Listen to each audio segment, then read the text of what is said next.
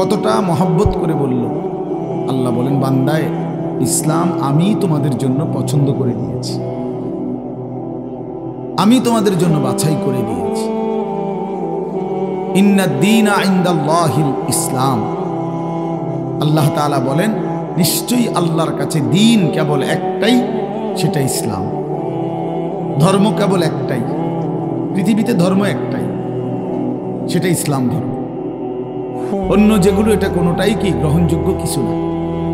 হিন্দু বলেন, বৌদ্ধ বলেন, ইহুদি বলেন, খ্রিস্টান বলেন, এরা কেন তাদের এই ধর্ম বিশ্বাস নিয়ে পড়ে আছে এটা তারাই কইতে পারে। তাদের কোনোটারই কোনো গ্রহণযোগ্যতা আল্লাহর কাছে নাই, কোনোটারই কোনো মেয়াদ নাই। সবগুলো মেয়াদ উত্তীর্ণ, সবগুলো। আসমানি ধর্ম যেগুলো, আসমানি কিতাব যেগুলো, সেগুলোরও মেয়াদ উত্তীর্ণ। ইসলামই একমাত্র ধর্ম। ওয়ামান ইয়াবতাগি গায়রাল ইসলামি দীনান ফালান ইউকবালা মিনহু ওয়া হুয়া ফিল আখিরাতি মিনাল খাসিরিন।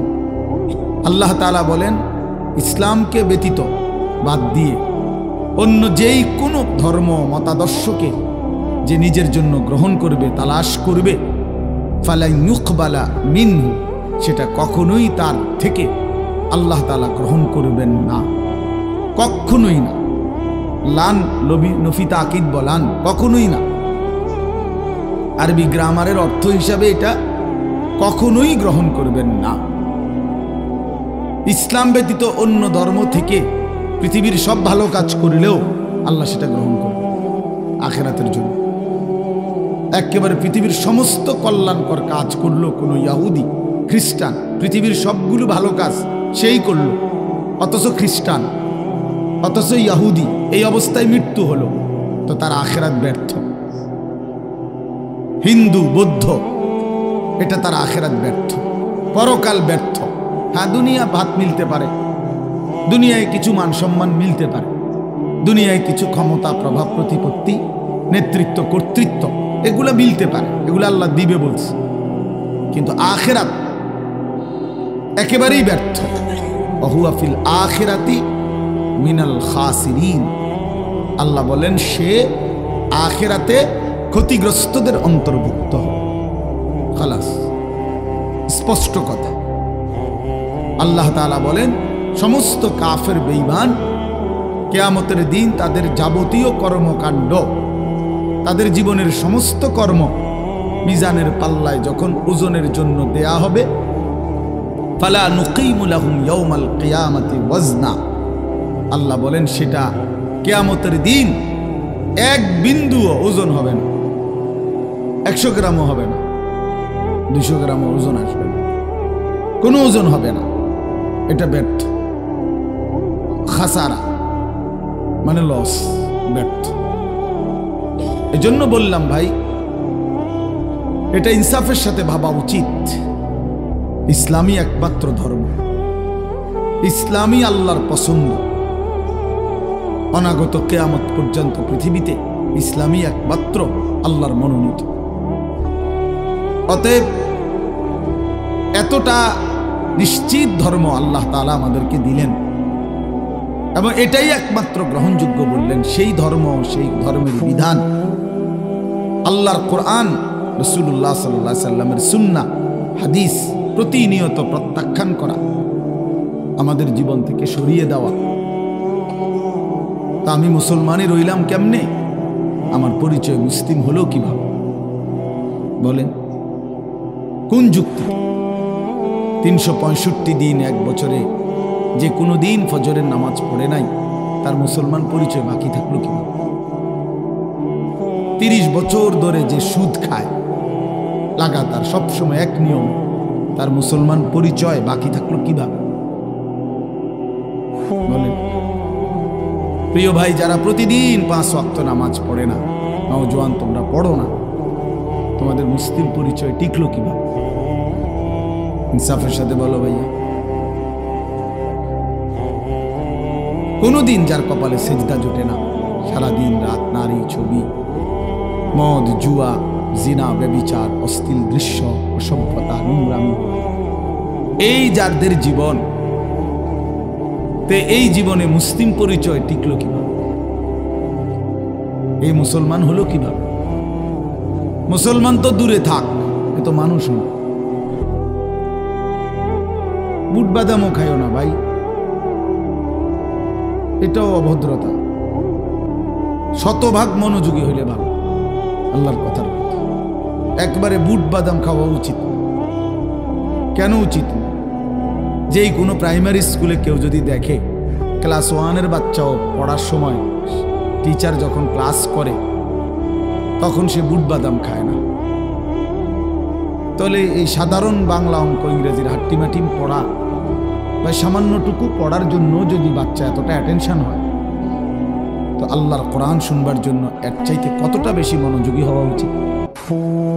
আমি আল্লাহর কথা শুনতেছি আর বুট খাইতেছি, এটা তো তামাশা না, এটা তো অবহেলা বোঝায়, অবজ্ঞা বুঝায়, গাফলতি বুঝায়, খামখেয়ালি বুঝায়। ভাইয়া, এটা শেখা উচিত, সব সময়ের জন্য এটা মনে রাখা উচিত। এই বুট বাদাম চটপটির দোকান মাহফিলের সাথে বাধ্যতামূলক বানায় নিছে। এটা দেখতে দেখতে এই রসম চালু হয়ে গেছে। এখন সব জায়গার মাহফিলে এই দোকানদারদেরকে ডিঙ্গাইয়া, ঠেল্লা, ধাক্কাইয়া, মানে কষ্ট কইরা তারপরে প্যান্ডেলে আসতে হয়, ওয়াজে আসতে হয়।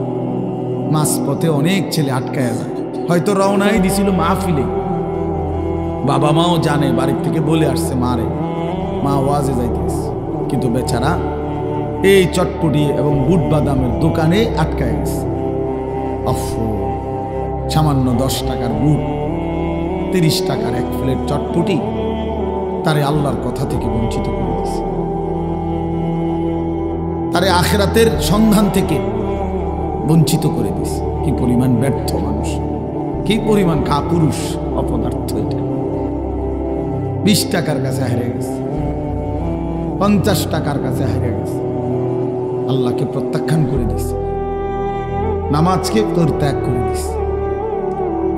বুট বাদামওয়ালার কপালেও কোনোদিন সেজদা জোটে না, কাস্টমারের কপালেও সেজদা জোটে না, চটপটিওয়ালার কপালেও নামাজের সেজদা জোটে না। আহা, বেচারার জিন্দিগিটাই চটপটি। হ্যাঁ, পৃথিবীতে আসছেই চটপটি বেচতে, পৃথিবীতে কবরে যেদিন যাবে সেদিন চটপটি নিয়েই কবরে যাবে। ওইখানে ফেরেশতাদেরকে যদি ওনারা যদি কিনে বেচা কিনা হইতেও পারে। আফসুস, মানে সব প্রশ্নের উত্তরে বলবে চটপটি। মান রব্বুক, চটপটি। ওমা দীনুকা, চটপটি।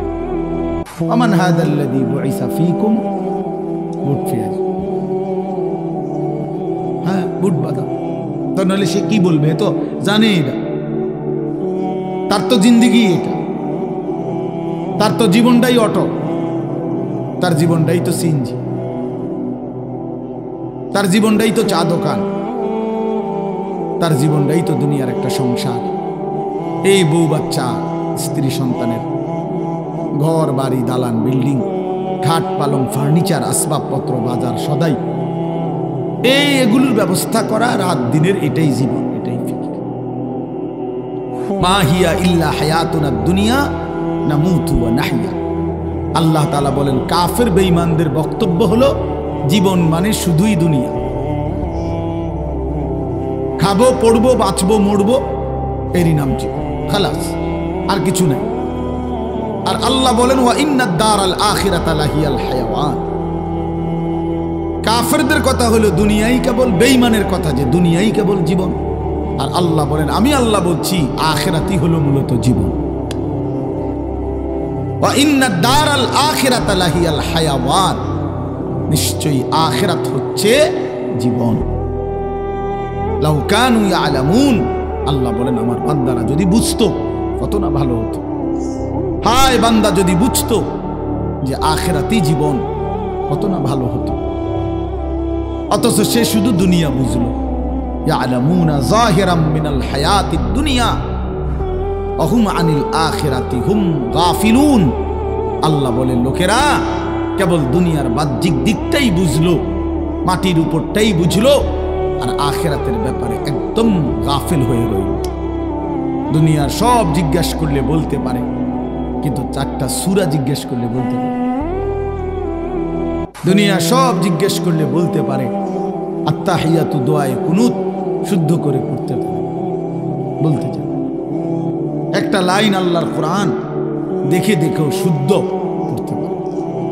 আফসোস, ইন্নাল্লাযী লাইসা ফি জাওফিহি শাইউম মিনাল কোরআন কাল বাইতিল খারিব, যে একটা পৃষ্ঠা কোরআন শরীফ দেখে দেখেও শুদ্ধ পড়তে পারে না, এই নাফরমানের কলিজাটা কি, জিন্দিগিটা কি?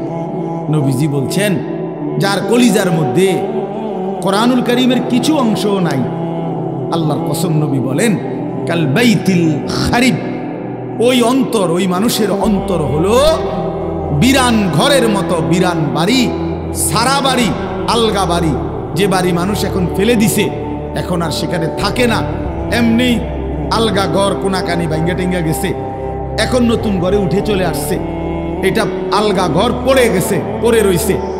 এরকম বিরান ঘরে, যে ঘরে মানুষ থাকে না, এখন আর কুকুর থাকে, বিড়াল থাকে, সাপ থাকে, বিচ্ছু থাকে, কেঁচো থাকে, টিকটিকি থাকে, পিঁপড়া থাকে, ইত্যাদি ইত্যাদি, এরকম কুকুর, বিড়াল, সাপ, বিচ্ছুর ঘর এখন মানুষ থাকে না। আল্লাহর কসম, চাচাদেরকেও বলি, বাবাদেরকেও বলি, বয়স্কদেরকেও বলি, যারা আল্লাহর কোরআন পড়তে পারেন না, চাচা মিয়া, জ্যাডা মিয়া, আপনাদেরও বলি, ছেলেরা তোমাদেরকেও বলি, আল্লাহর রাসূল বলেন ওই মানুষটার দিলে মানুষ বসবাস করে না, জানোয়ার বসবাস করে, কুকুর, বিড়াল, সাপ, বিচ্ছু বসবাস করে ওই দিলের মধ্যে, ওই দিলে মানুষ বসবাস করে। কাল বাইতিল খারিব,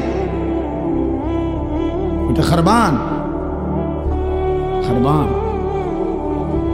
সৌদি আরব যারা কেউ যদি কেউ থাইকা থাকেন, মধ্যপ্রাচ্যে আরব দেশে ছিলেন, তারা তো এটা বুঝবেন যে খারবান, আল্লাহ খারবান মানে এটা নষ্ট, বাদ, খারবান বাতিল, আর কি এটা, এই খারবান, এই লোক খারবান, নবীজি বলছেন এই লোক ফালতু, এই লোক একেবারে আকামলা, এই ভাত খাইছে আর বন খাইছে আর বিড়ি খাইছে আর গপ করছে, এই জিন্দি এক জীবন ভাত তরকারি খাইছে, শেষ বয়সে আর বন আর বিড়ি খায় আর সাধু আর গপ, কাম নাই, ওরা কিছু জানে না, আমরা কি পড়বো, ও তো আখেরাতেই চিনে না, হে চিনেই সাধু খান, উনি চিনেই বন বিড়ি, উনি চিনেই গল্প স্বল্প। আস্তাগফিরুল্লাহ, আল্লাহ আমাদেরকে মাফ করে দেন, আল্লাহ আমাদেরকে বুঝ দান করে।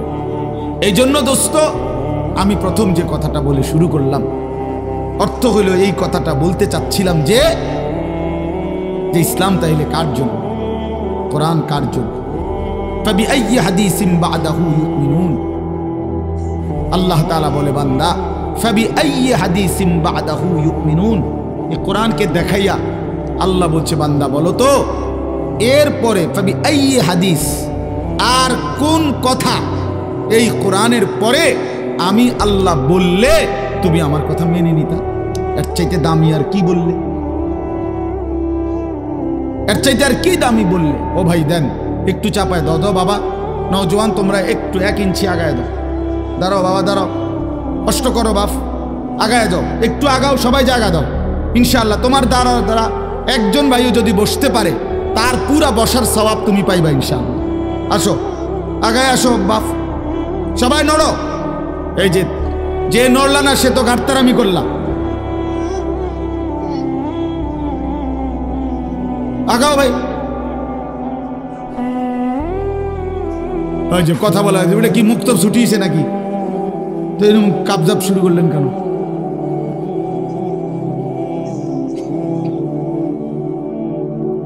এই চাচার জায়গাটাতে আরো 2 জন ঢুকো ভাই, নওজোয়ান, ওই যে লাল সোয়েটার ভাই, আপনি এদিকে আসেন, শুনতেছো না ভাই? তুমি ওই যে চাচার সামনে যাও, চাচা থাক, আপনি চাচার জায়গায় বসেন, ওরা বসুক, মাশাআল্লাহ। তো এজন্য বললাম কোরআনুল কারীম তাহলে আমাদের জন্য বড় মায়া করে, বড় মহব্বত করে আল্লাহ বলছে, বান্দা তোমাদের জন্যই আমি কোরআন নাজিল করেছি, তোমাদের জন্যই নাজিল করেছি। তো এই কথাটাই বললাম, ছেলেরা, বাবারা সবাই ভাইবেন। আল্লাহ জিজ্ঞেস করছে, বান্দা ফাবিআইয়ি হাদিসিন বা'দাহু ইউমিনুন, এরপরে আর কোন কথা, এই হাদিস, কোন কথা বাদাহু, এই কোরআনের পরে আমি বললে তুমি কোন কথা বললে? ঈমান আনতা, বলো বান্দা, কোরআনের চাইতে দামি আর কি বলতাম? জিব্রাইলের চাইতে দামি আর কাকে দিয়ে পাঠাইতাম? মুহাম্মদে আরবি আমার বন্ধুর চাইতে প্রিয় আর কার কাছে দিতাম? কোরআন আমি নাজিল করলাম, জিব্রাইলের মতো শ্রেষ্ঠতম সাইয়্যিদুল মালাইকা, আমার কোটি কোটি ফেরেশতার মধ্যে সর্বশ্রেষ্ঠ ফেরেশতা যে, নাযালা বিহির রূহুল আমিন, যিনি রূহে আমিন, বিশ্বস্ত আত্মা, যে এক সেকেন্ডের জন্য আমার হুকুমের কোনো দিন ব্যতিক্রম করে না। জি কুওয়াতিন, যে জিব্রাইল ভীষণ শক্তিওয়ালা, ভীষণ শক্তিশালী হযরতে জিব্রাইল, এমন দামি ফেরেশতা দিয়ে আমি নাজিল করলাম, আমি আল্লাহ নাজিল করলাম। আর আমার কুল কায়নাতের সবচেয়ে প্রিয় বন্ধু, আমার কলিজার টুকরা, আমার হাবিব, আমার মাহবুব, আমার সবচেয়ে প্রিয়জনের কাছে কোরআন নাজিল করলাম, আমার সেই প্রিয় রাসূল। এরপরে বান্দা আমি আর কেমনে আয়োজন করতাম? আমি আল্লাহ নাজিল করলাম, জিব্রাইলকে দিয়ে পাঠাইলাম, শ্রেষ্ঠতম বন্ধুর কাছে নাজিল করলাম, এরপরে আর কি করতাম? রাসূলকেও পাত্তা দিলা না, আমাকেও পাত্তা দিলা না, জিব্রাইলকেও পাত্তা দিলা না, তাহলেও বান্দা কি করলা? আল্লাহ জানতে চাইছে, জানতে চাইছে বাপ। আবারও বলছি, ডানে বামে প্রত্যেকে একজন আরেকজনকে বলে দেন যে মোবাইল হাতে নিয়ে রেকর্ড করতে না, ভিডিও করতে না, পরে থামায় দেন। ভাই আপনারা একজন আরেকজনকে ডাকে বলেন, বলেন, এটা মনোযোগ দিয়ে শুনতে বলেন। এই হলো এক কথা। 2 নাম্বার কথা হলো, বসা যায়, সবাই ইচ্ছা করলে বসতে পারে, না হলে ভাই তোমাদের জুতার উপরে রাইখা এমনি বসো, তাইলে অসুবিধা কি? এটা তো ঘাস আছে, বোঝা যাইতেছে এখানে।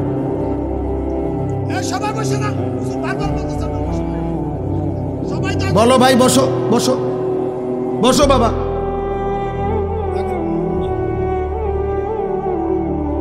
এরপরে দেখেন, ফাবি আইয়ি হাদিসিন বাদাহু ইউমিনুন, একটা বললাম। এই কথাটা আমার সব সময়, আমি আমার সব বয়ানে শুনছেন না, এটা আমি অসংখ্যবার বলি। এই কথা আমার বেশি দিলে লাগে যে আল্লাহ পাক কেমনে কইলেন মায়া করে যে বান্দা, এরপরে আমি আর কোন কিতাব নাজিল করতাম? বলো না বান্দা, আমি আর কোন কথা বলতাম? আমার মতো মাওলা, আমার মতো মালিক, আমি আর কি বলতাম বলো?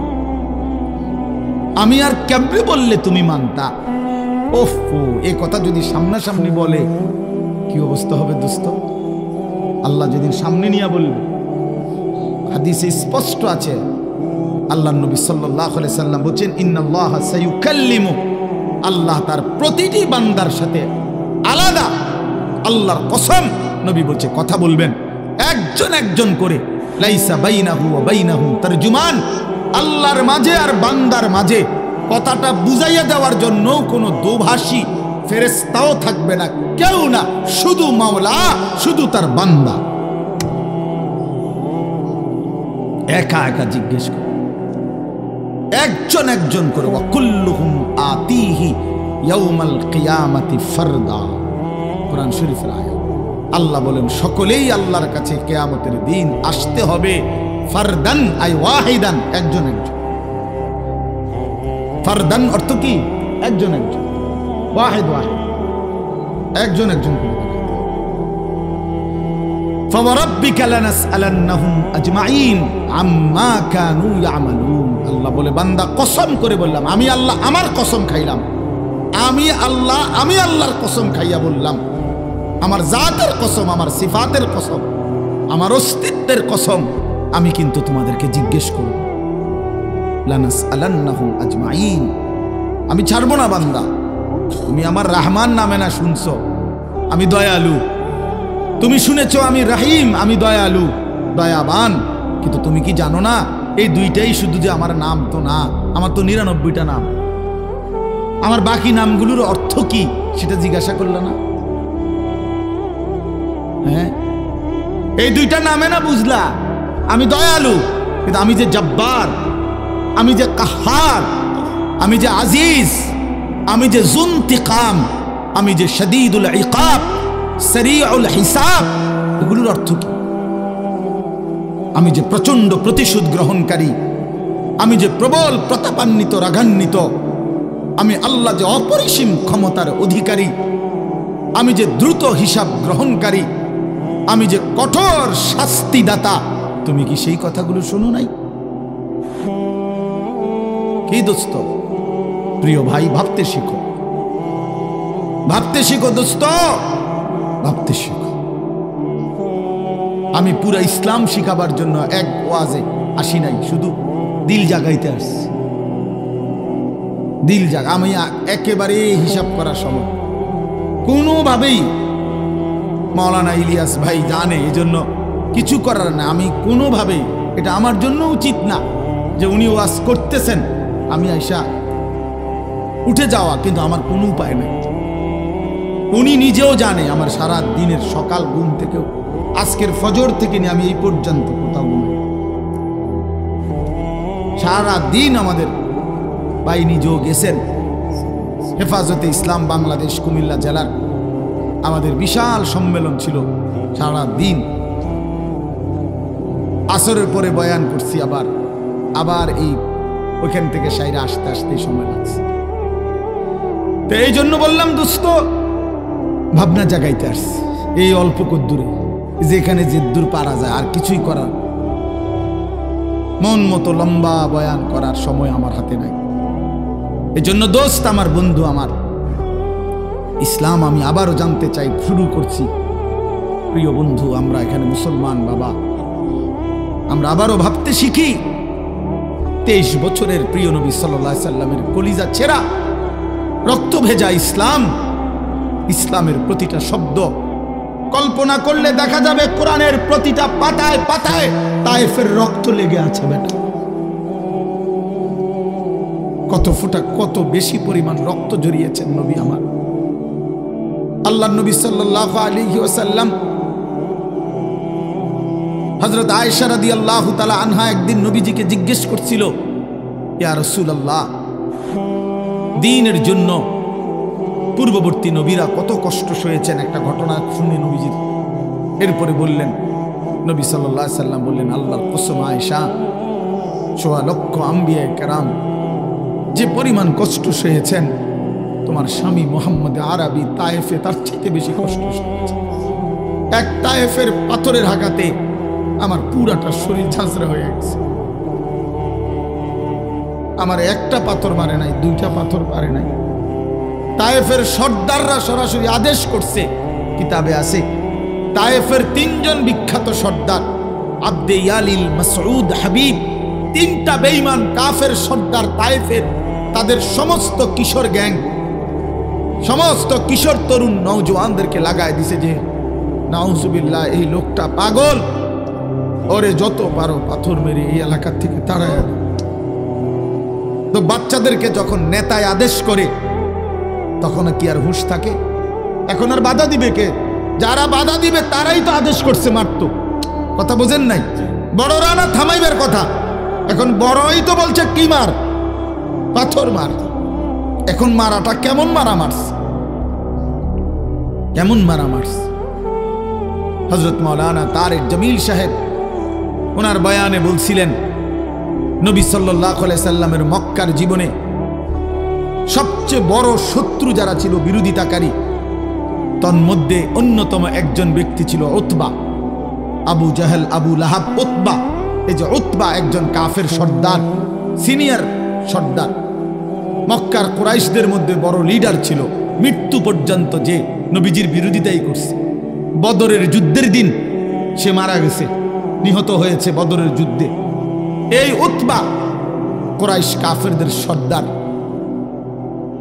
সে আল্লাহ নবী সাল্লাল্লাহু আলাইহি সাল্লাম যখন তায়েফ থেকে ফিরে আসা, এই রক্ত মাখা শরীর নিয়া নবীজি তায়েফের সীমানা পার হয়ে একটা খেজুর আঙ্গুরের বাগান, মক্কার কাছাকাছি, মক্কা এবং তায়েফ কাছাকাছি, এই মক্কার সীমানার কাছাকাছি একটা আঙ্গুরের বাগানে ঢুকছে।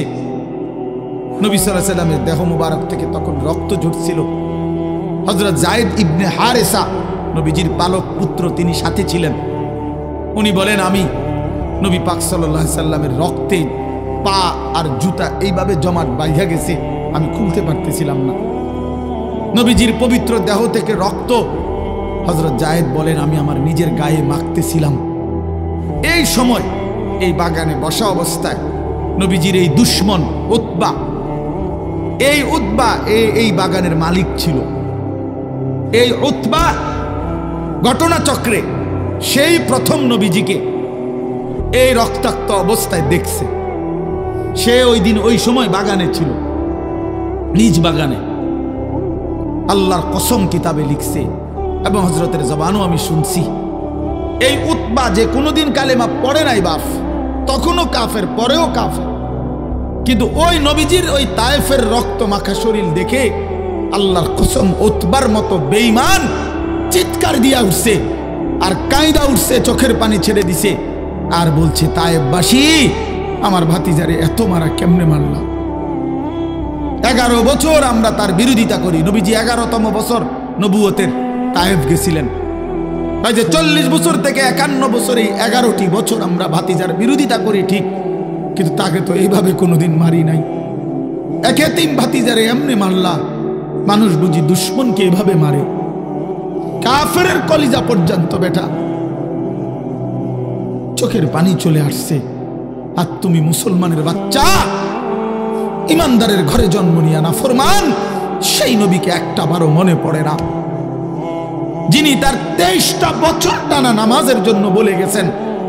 যেদিন পৃথিবী থেকে বিদায় নেয়, যেদিন আজরাইল রূহ কবজ করে, এই বেটা, সেই দিনও নবী আমার আম্মা জান আয়েশাকে বলছে, আয়েশা, আমি আমার বন্ধুর কাছে চলে যাচ্ছি, আমার উম্মতরে আমার আখিরি ওসিয়ত বলে দিও, আমার উম্মত যেন নামাজ ঠিক রাখে, নামাজ ঠিক রাখে, নামাজ ঠিক রাখে। বইল, উম্মত রে, তোমাদের নবী শেষ ওসিয়ত করে গেছে, তোমরা উম্মত নামাজ ঠিক মতো পড়ো, তোমাদের নবী জান্নাত ঠিক রাখবে তোমাদের। হায় রে গাদ্দার, কোন মার ঘরে জন্ম নিলি? বেনামাজি সন্তান, কোন বাপের ঘরে জন্ম নিলি? কোন মুসলমানের ঘরে জন্ম নিলি নাফরমান? কেমনে পারলি বাপ এক ওয়াক্ত নামাজ পড়ে এই কুকুর বিড়ালের জিন্দেগি কাটাইতে, এই জানোয়ারের জীবন কাটাইতে? কেমনে পারল? হ্যাঁ, কেমনে পারল?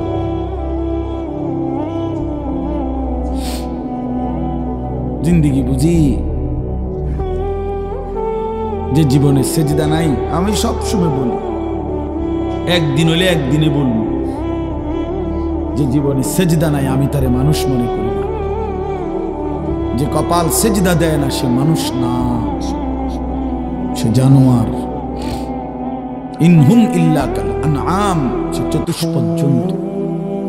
কোরআন শরীফে আছে বাপ, সূরা আরাফের মধ্যে, ফাআতবাআহু শাইতান, শয়তান যার পিছে লাগছে, আখলাদা ইলাল আরদ, জমিনকেই যে নিজের স্থায়ী ঠিকানা মনে করেছে, পৃথিবীকে, ওয়াত্তাবাআ হাওয়াহু, মনের ইচ্ছা মতো যে চলে।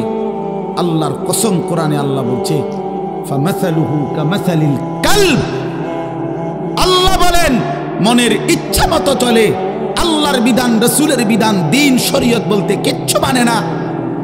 এবং শয়তান যার অনুসারী, আল্লাহর পাক কোরআনে বলেন, ফামাসালুহু কামাসালিল কালব।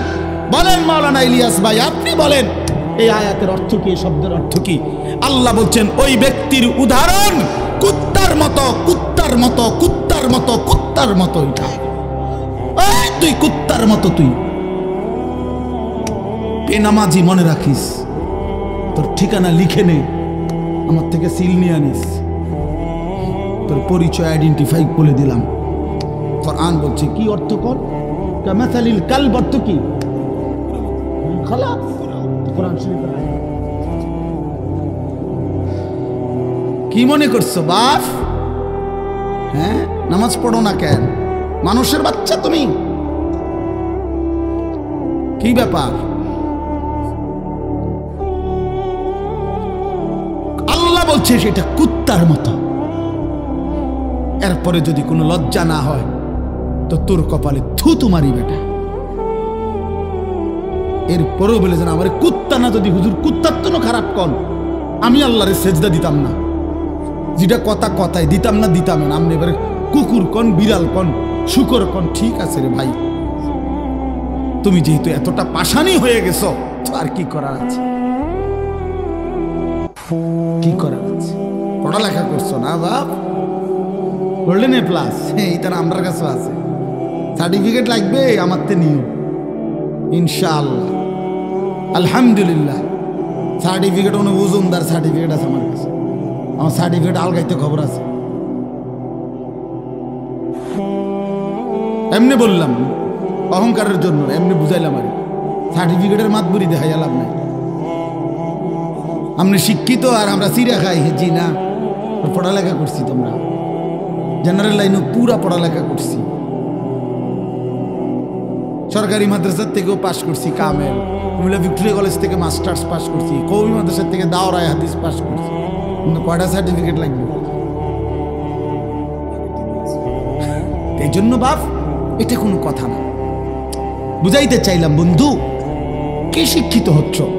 আরে বাবা মুসলমানের ঘরে জন্ম নিয়ে কি পড়লাম? আল্লাহ চেনো না, রসুল চেনো না, কোরআন চেনো না, সেজদা চেনো না, হালাল হারাম বুঝো না, জায়েজ না জায়েজ বুঝো না, নারী, জিনা, ব্যভিচার, উলঙ্গ ছবি, অশ্লীল দৃশ্য, মোবাইলের নর্তকী, সারা রাত উলঙ্গ ছবি। প্রিয় ভাই আমার, বন্ধু আমার, বাপ আমার, এটাই জীবন, এটাই জিন্দিগি? তোমার আল্লাহ জন্যই বানাইছিল, এই পৃথিবীতে মানুষের জন্যই সৃষ্টি হয়েছে। 2টা বছর মা পবিত্র দুধ খাওয়াইছে, এই জন্য বাপ তুমি নারী দেখবা, ছবি দেখবা, উলঙ্গ দৃশ্য দেখবা, এক ওয়াক্ত সেজদা দিবা না। আল্লাহর কসম করে বলো নওজোয়ান, তোমার মা তোমার এই জন্য দুধ খাওয়াইছিল? 9 মাস মা এই জন্য বুকে ধারণ করছে। এই তুমি সারাদিন টোটো করে ঘুরবা, সমবয়সী বন্ধুদের সাথে আড্ডা দিবা, মদের নেশা, জুয়ার আড্ডা, নারীর আড্ডা, জিনা ব্যভিচারের আড্ডা, এর মধ্যে পড়ে থাকবা বাপ। এটা তো হতে পারে না বাপ। ইনসাফের সাথে যদি কেউ ভাবেন, ছেলেরা বাপ আমার ভাবো ভাই, বাবারাও ভাবেন, আপনার চোখের সামনে সন্তান নামাজ পড়ে না, সারাদিন মোবাইলে পড়ে থাকে, নারী, ছবি, অশ্লীল দৃশ্য, জিনা ব্যভিচার, মদ জুয়ায় আসক্ত থাকে। ওহ বাবা, আপনার জীবনের অর্জন কি? সন্তানের অর্জন কি? আপনি কি শিখাইলেন, হেতে কি শিখলেন? আপনি কি সন্তান গড়লেন, আপনার পরিচয় কি বলেন? যদি বলেন হুজুর শুনে না, তো কোনো সন্তান যদি আল্লাহর কথা না শুনে, এরপরে তার জন্য কি করণীয় এমন কোনো কর্মসূচি ইসলামে নাই, তো সেটা জিজ্ঞান, সেটা জিগাইলেন না কেন? আপনি দিয়ে অনক যাক, বাদ দে, যাক, যা হয়েছে হয়েছে, বিদেশ যাই, কথা বলেন না কেন? তো আপনি দিয়ে কইলেন না, আপনি দিয়েও কইলেন সে বাদ দিয়ে হয়েছে, পড়লে পড়ছে, না পড়লে নাই, হ্যাঁ নমাজ রোজাও নাই, কিচ্ছু নেই, যা বিদেশ পড়লেন। টিয়ার দরকার, টাকার দরকার, এতে মানুষ হোক বা না হোক, নামাজ পড়ুক বা না পড়ুক, আল্লাহ খোদা চিনুক বা না চিনুক, আমার টাকা দরকার। তার চাচা জমি বেচবো, টাকা রেডি না রাখলে ফট করে অন্য মানুষের কাছে বেচে নেবে। বিল্ডিং দরকার, ছাদ ডালাই দিব 2 তলা, ঘরে ফার্নিচার দরকার, টাকা দরকার। এক বাবার স্বপ্ন কি এটাই? তাহলে সন্তানকে আল্লাহ তাআলা আমাদের জন্য দিয়েছেন টাকা উপার্জনের মেশিন, কথা বলেন না কেন? তাহলে বলেন বাবা, ইনসাফের সাথে বলেন। এই জন্য আমার দোস্ত, আমার বন্ধু, আমরা প্রত্যেকেই ভাবা উচিত। আজকে কিশোর নওজোয়ান, তোমরা, তোমাদের বাবারা এখানে বসা আছে, তোমরা আলহামদুলিল্লাহ অনেক ছেলে আসছো, তোমাদের কাছে অনুরোধ বাবা, তুমি তোমাকে নিয়ে ভাইবো, এই বন্ধুর কথা মনে করো, এই ভাইয়ের কথা মনে করো যে আমি এক ভাই, তোমাকে বলছি ভাই, তুমি আমার ভাই, তুমি আমার সন্তান, তুমি নওজোয়ান, আমাদের আদরের। এত ছোট্ট বয়সে এত নারী দেখে ফেললাম, 16 বছরে এত নর্তকী দেখে ফেললাম, মাত্র 16 বছর 18 বছর বয়সে এত উলঙ্গ ছবি দেখে ফেললাম। মাত্র 16 বছরে এত জিনা ব্যভিচারের দৃশ্য দেখে ফেললাম। আস্তাগফিরুল্লাহ। মাত্র 18 বছর না হতেই এত নারী, এত মেয়ে, এত অস্থিরতা। আল্লাহর কোরআনে আল্লাহ তাআলা বলছেন ব্যভিচারীকে, আল্লাহর কসম কোরআন শরীফে আছে সূরা ফুরকানে, ইউদাআফ লাহুল আযাবু ইয়াউমাল কিয়ামা ওয়া ইয়াখলুদ ফীহি মুহানা। আল্লাহ সরাসরি বলছে ব্যভিচারী, জিনাকারকে, ব্যভিচারীকে আল্লাহ তাআলা বলছে তার আখিরাতে আমি আল্লাহ প্রত্যেকটা এই অপরাধের জন্য ডবল ডবল, রিডবল, দ্বিগুণ দ্বিগুণ শাস্তি দিতে থাকবো এবং তাকে বেইজ্জতি করে, লাঞ্ছিত করে, লাথি দিয়ে তার জাহান্নামে ছুঁড়ে মারবো। বেটা, লাথি দিয়ে ছুঁড়ে মারবো, বেইজ্জতি করে জিনাকার, ব্যভিচারীকে। এই জন্য মনে রাখতে হবে ছেলেরা, বাবারা, বিবাহ বহির্ভূত যে কোনো সম্পর্ক জিনা। বিবাহ বাদে হালাল স্ত্রী ছাড়া অন্য যে কোনো রকমের মেয়ের সাথে যে কোনো সম্পর্ক, অর্থাৎ তুমি একটা মেয়ের সাথে কথা বলো, এটাও জিনা। তুমি একটা মেয়েকে ভালোবাসো, এটাও জিনা। একটা মেয়ের কথা শুনো, এটাও জিনা। একটা মেয়ের সাথে হাঁটো, এটাও জিনা। কোনো ভিন মেয়েকে ছুঁয়ে দিলা, এটাও জিনা। তার দিকে তাকায় থাকলা, এটাও জিনা। তাকে নিয়ে কল্পনা করলা অন্তরে, এটাও জিনা। আবার লজ্জাস্থানের জিনা করলে এটাও জিনা। চোখেরটাও জিনা, হাতেরটাও জিনা, কানেরটাও জিনা, দিলেরটাও জিনা, পায়েরটাও জিনা, লজ্জাস্থানেরটাও। একেবারে স্পষ্ট কোরআন শরীফে বিবাহ বহির্ভূত সম্পর্ককে প্রেম বলে না, ভালোবাসা বলে না, ব্যভিচার বলে, জিনাকার বলে। এজন্য কেউ যদি মনে করো 3 বছর কোনো মেয়ের সাথে সম্পর্ক, 5 বছর কোনো মেয়ের সাথে সম্পর্ক, তো এ মনে রাখতে হবে সম্পর্ক না, বরং 3 বছরের জিনাকারী, 5 বছরের ব্যভিচারী। ছেলেটাও অসভ্য, মেয়েটাও অসভ্য, ছেলেটাও খবিস, মেয়েটাও খবিস। এটি আল্লাহ কোরআনে বলছে এবং আল্লাহ ওয়াদা দিছে যে তোমরা যারা চরিত্রহীন, তোমরা খবিস, তোমাদের স্ত্রী মিলবে খবিস। আল্লাহর ওয়াদা আছে কোরআন শরীফে সূরা নূরে, নাকি আল খাবিসাতু লিল খাবিসিন ওয়াল খাবিসুনা লিল খাবিসাত। খবিস আল্লাহ বলছে পুরুষ তুই চরিত্রহীন, তোর বেটি মিলবে চরিত্রহীন। মেয়ে নারী তুই অসভ্য, চরিত্রহীন, রাস্তায় রাস্তায় রূপ যৌবন ফেরি করছো, তো তোমার মনে রাখো স্বামী হিসাবে যেটা মিলবে এটাও চরিত্রহীন। চরিত্রহীন। হ্যাঁ হ্যাঁ হ্যাঁ হ্যাঁ, আমরা জানি সব। আমাদের কাছে তো মানুষ ব্যক্তিগত হালাত বলে, তো বাপ আমরা তো শুনি শুনি।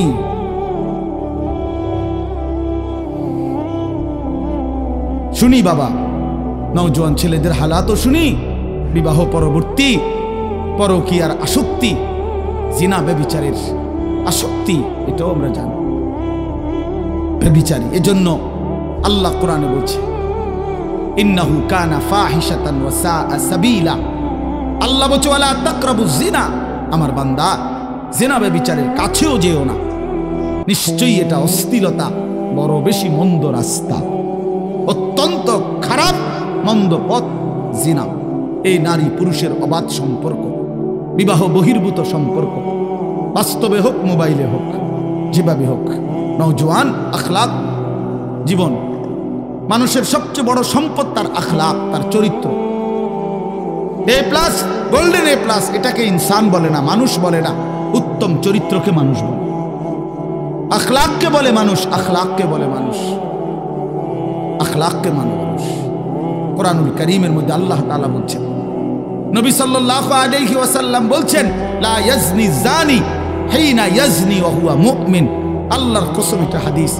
নবীজি বলছে কোন ব্যভিচারী, জিনাকার, কোন নারী পুরুষের অবৈধ অশ্লীল কাজ যে করে, আল্লাহর নবী বলছে খোদার কসম সে মুমিন থাকে না, বেঈমান হয়েছে।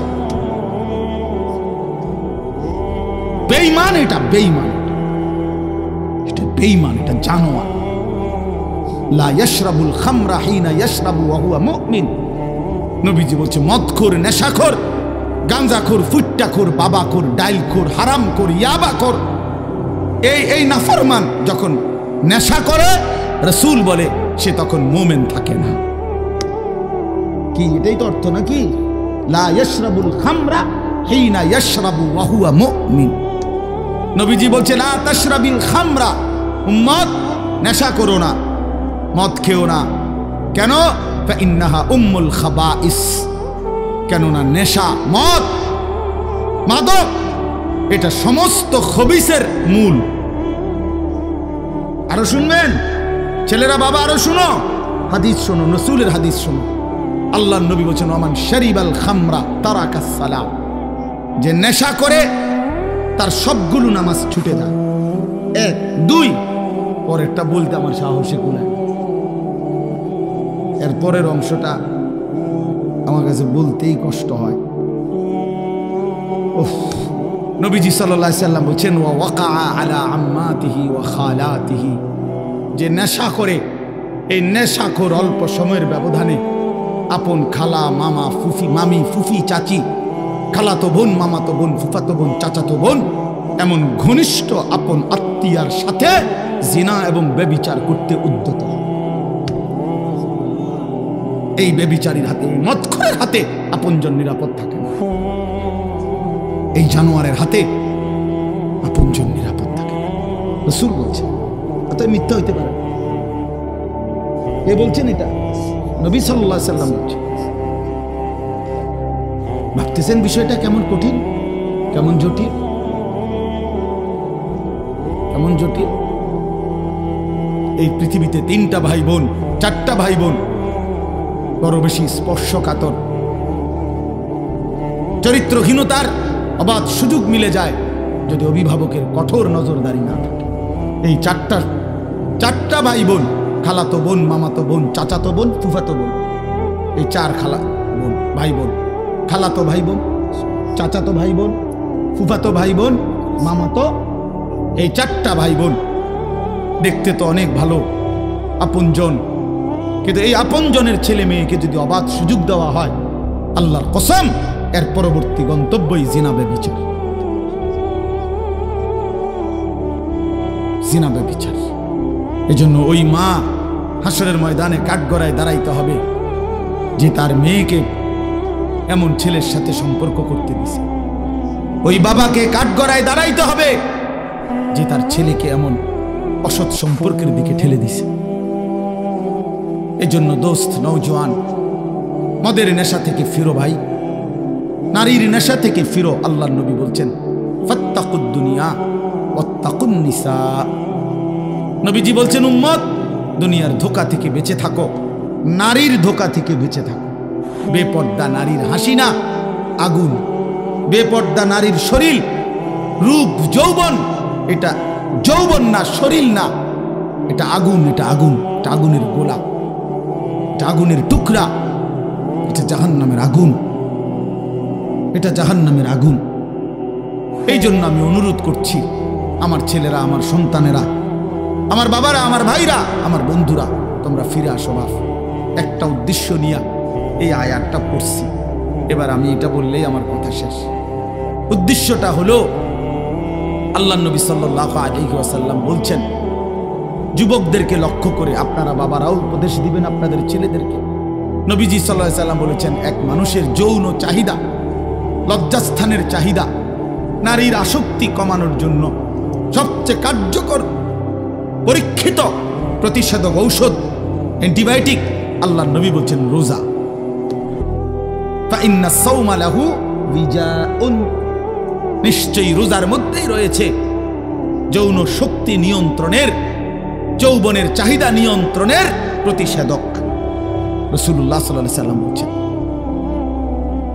কোন যুবক যদি নিয়মিত রোজা রাখে, ধারাবাহিকভাবে রোজায় অভ্যস্ত হয়, মাহে রমজান সামনে, একটা মাস যত্ন নিয়ে যদি সে সুন্দর করে রোজা রাখে, একটা মাস যদি সে আল্লাহর সাথে ওয়াদাবদ্ধ হয়ে, চুক্তিবদ্ধ হয়ে, যে মালিক আমি ওয়াদা দিলাম, যা হয়েছে ভুল হয়েছে মাওলা, আমার পিছনের জিন্দিগি আমি ভুল করেছি, তওবা করে এবারের রমজান আমি রোজার মাধ্যমে আমার চরিত্র হেফাজতের সিদ্ধান্ত নিলাম, আমি আর নাফরমানি করব না, 5 ওয়াক্ত নামাজ পড়বো, রোজা রাখবো, ইফতার, সাহরি, তারাবি 20 রাকাত, তাহাজ্জুদ, দোয়া, মুনাজাত, রমজানটা সুন্দরভাবে জীবনটা কাটাবো মাওলা।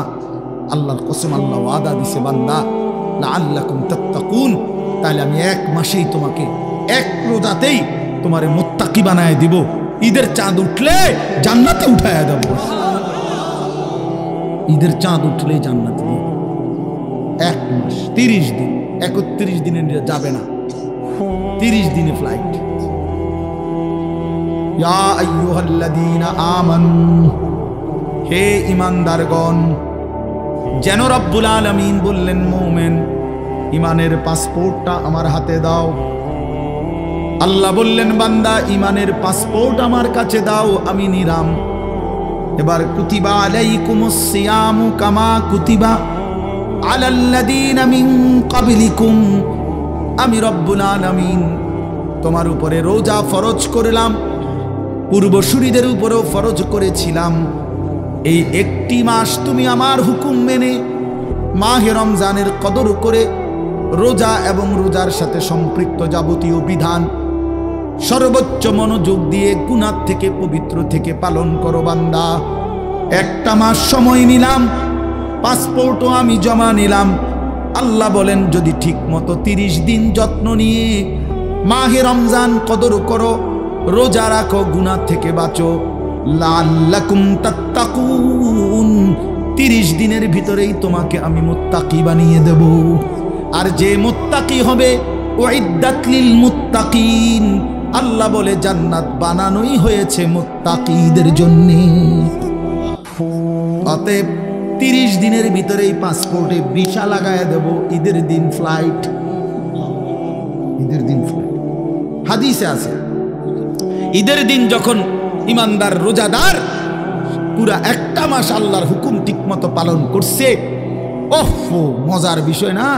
ইমানদার যখন ঈদগাহে রওনা দেয়, নামাজের জন্য রওনা দেয়, ঈদের নামাজ পড়ার জন্য, তো খোদার কসম আল্লাহ ফেরেশতাদেরকে ডাক দিয়ে বলে, ফেরেশতারা আচ্ছা বলো তো, কোন শ্রমিক তার মনিবের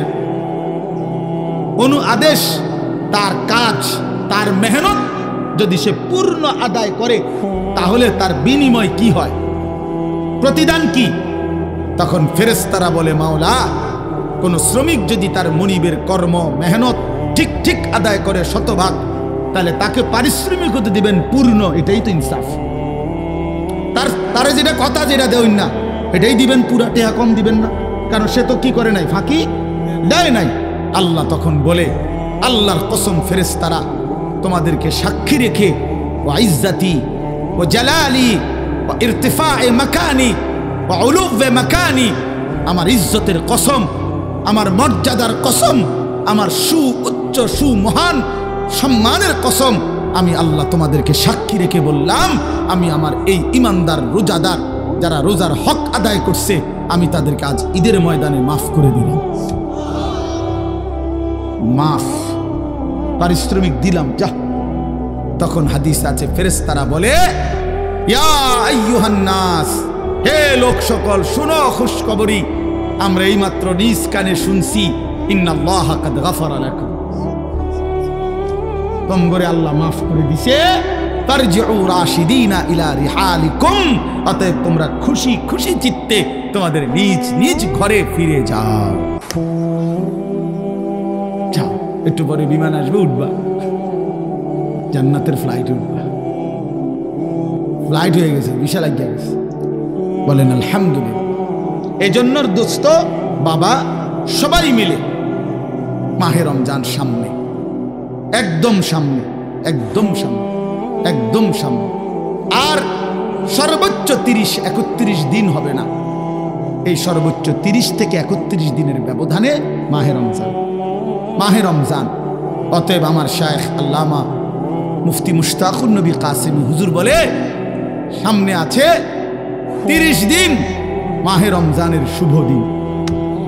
হুজুর এটা সবসময় প্রতিদিন বলে, মা সামনে আছে 31 দিন রহমত মাগফিরাতের শুভ দিন, নাজাতের শুভ দিন, শবে কদরের শুভ দিন, জান্নাত লাভের শুভ দিন, গুনাহ মাফের শুভ দিন। ছোটবেলায় এই একটা উদাহরণ শুধু শুনেন, আপনারা একটু বয়স্করা যারা দেখছেন ছোটবেলায়, আমরাও দেখছি, ছোটবেলায় আগে আমগো ছোট্ট থাকতে যখন বুঝেছিলাম 10-12 বছর বয়সে আমরা দেখছি, তখন তো দেশি মুরগি, বাড়ির ফালুন্না মুরগি দিয়েই মেহমানরা আপ্যায়ন করত। তো সকালবেলা 7টা-8টা বাজে মুরগি ছেড়ে দিছে বাড়িতে, আমার নানার বাড়িতে আমি বহুত দেখছি। এখন মনে করেন 10টা-11টার দিকে নাতিন জামাই আইছে, হ্যাঁ মেয়ের জামাই আইছে বেড়াইতে, মেহমান আইছে, এখন মুরগি ধরবো কেমনে? মুরগি তো ছেড়ে দিছে 8টা বাজে। তো তখন নিয়ম ছিল, আমার নানার বাড়িতে দেখতাম পুরা বাড়ির 4 ঘর আমার মামারা, তো বাইর হইবার রাস্তা একটা, মানে একটা বাড়ির থেকে একটাই দরজা, টিনের দরজা ছিল, এইটার গোড়ার মধ্যে জাল লাগাইতো, জাল এরকম জাল টানাইতো, আর এই বেড়িতে মিল্লা পুরা বাড়ির থেকে মুরগি না সব দিক থেকে এখান দিয়ে বাইর করার চেষ্টা করতো। মুরগি যখন এদিক দিয়ে দৌড় দিত, জালে আটকায় যেত, তখন ধরতো, ওইটা জবাই করতো। আমি অনেক দেখছি, আমরাও ধরছি। এর রমজানে এমন, রমজানে আল্লাহর নবী বলছেন আল্লাহ জাহান্নামের সব দরজা বন্ধ করে দেয়, সমস্ত শয়তান শেকলে বন্দি করে দেয়, শুধু জান্নাতের দরজা খোলা থাকে। আল্লাহ বলে, যেন বান্দা জাহান্নামের দরজা বন্ধ, শয়তান শিকলে বন্দি, তোমারে কেউ নষ্ট করতে পারবে না, জাহান্নামেও ফেলতে পারবে না। যেন দিয়ে রাস্তা পাও তুমি হাঁটা শুরু করো, যেখান দিয়েই ঢুকো শুধুই জান্নাত, শুধুই জান্নাত, শুধুই জান্নাত। কারণ দরজা খোলা তো শুধু জান্নাতে। তুমি যেন দিয়ে যাও, কুড়ি দিয়ে আইও, আর চৌমুনি দিয়ে আইও, আশুগঞ্জ দিয়ে আইও, আর ভৈরব দিয়ে আইও, কুমিল্লা দিয়ে আইও, আর চীন দিয়ে আইও, জাপান দিয়ে আইও, আর লন্ডন দিয়ে আইও, শুধু কি দরজা খোলা? শুধু কিসের? জান্নাত। অতএব শুধু জান্নাত, শুধু জান্নাত। এই জন্য দোস্ত, বন্ধু, মেহেরবানি করে এবারের রমজান আসন্ন, এই রমজানে তোমরা যুবক যদি আমার কথা একটু বুঝে থাকো, প্রিয় ভাই, নিজেরে জানোয়ার বানায়ও না, নিজেরে কুকুর বিড়াল বানায়ও না, ইনসান বানাও, মানুষ হও, মুসলমান হও।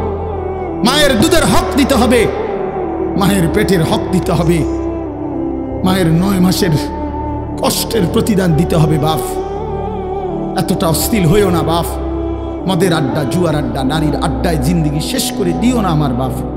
চলো রমজানকে সামনে রেখে ওয়াদা করো যে ইনশাআল্লাহ 5 ওয়াক্ত নামাজ পড়বো, ইনশাআল্লাহ নারী, ছবি, মদ, জুয়ার আসক্তি থেকে বাঁচবো, ইনশাআল্লাহ। বলো নওজোয়ান, বলো। আমার একটা অনুরোধ, যাদের বয়স 30-এর নিচে, 30-এর উপরে যাদের বয়স, তারা উঠেন না, বসেন, যেমনে আছেন এমনি বসান। বাকি 30 বছরের নিচে যাদের বয়স, তোমরা দাঁড়ায় বলো, বলো ইনশাআল্লাহ। ওই নওজোয়ান সবার আগে দাঁড়াইছে, বলো ইনশাআল্লাহ, বলো ইনশাআল্লাহ।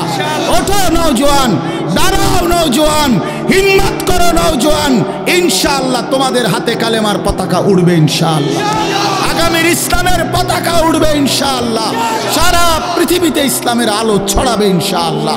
যুবকের সেজদা দিলে তোমরা নামাজি হলে, ইনশাআল্লাহ ইসলামই হবে এই মাটির ধর্ম, ইনশাআল্লাহ। বসো বাপ, কাজে খামখেয়ালি করো না, হাসি ঠাট্টা করে উড়াই দিও না। আল্লাহ তাআলা আমাদের যুবকদেরকে, বাবাদেরকে, ভাইদেরকে, আজকের মাহফিলের ইন্তেজামওয়ালাদেরকে মাফ করে দেন।